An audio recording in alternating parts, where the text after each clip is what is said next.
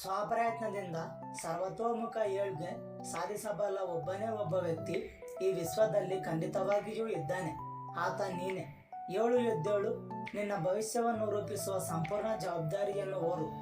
ನಿನ್ನ ಉತ್ತರೋತ್ತರ ಶ್ರೇಯಸ್ಸಿಗೆ ಬೇಕಾದ ಎಲ್ಲ ಶಕ್ತಿ ಸಾಮರ್ಥ್ಯಗಳು ನಿನ್ನೊಳಗೆ ಇವೆ. ನೋಡು, ಮನಮಾಡು. ಏಳು ಎದ್ದೇಳು, ಭವಿಷ್ಯತ್ತಿನ ನಿರ್ಮಾಣಕ್ಕೆ ಹಿಂದೆ ಅಡಿಯಿಡು. ತನ್ನ ಆಸುಪಾಸಿನ ಜನಸಾಮಾನ್ಯರು ಬಿರುಗಾಳಿಗೊಡ್ಡಿದ್ದ ತರಗೆಲೆಗಳಂತೆ ಚೆದುರಿ ನಿರ್ನಾಮವಾಗುವಾಗ ಏಕನಿಷ್ಠೆ ಹಾಗೂ ಏಕಾಗ್ರತೆಯಿಂದ ಬಿಡದ ಛಲವೊಂದಿಗೆ ಮುನ್ನುಗ್ಗಿ ಮನೋಚಾಂಚಲ್ಯವನ್ನು ಬಡಿದಟ್ಟುವ ಪ್ರಯತ್ನಶೀಲ ವ್ಯಕ್ತಿ ಮಾತ್ರನೇ ಮುಗಿಲೆತ್ತರಕ್ಕೇರಿ ಗೋಪುರದಂತೆ ದೃಢವಾಗಿ ಕಂಗೊಳಿಸುತ್ತಾನೆ. ಬಹಳಷ್ಟು ವಿಶ್ಲೇಷಣೆಯ ಕೊನೆಯಲ್ಲಿ ಹೀಗೆನ್ನಬಹುದು: ಆಯಾ ದಿನದ ಪ್ರಾಮಾಣಿಕ ಕೆಲಸ, ಆಯಾ ದಿನದ ಪ್ರಾಮಾಣಿಕ ಚಟುವಟಿಕೆ, ಆಯಾ ದಿನದ ಔದಾರ್ಯದ ಮಾತುಗಳು, ಆಯಾ ದಿನದ ಸತ್ಕರ್ಮಗಳು, ಇವುಗಳನ್ನು ಬಿಟ್ಟು ಮನುಷ್ಯನ ಪ್ರಗತಿಗೆ ಬೇರಾವ ಉಪಾಯವೂ ಇಲ್ಲ.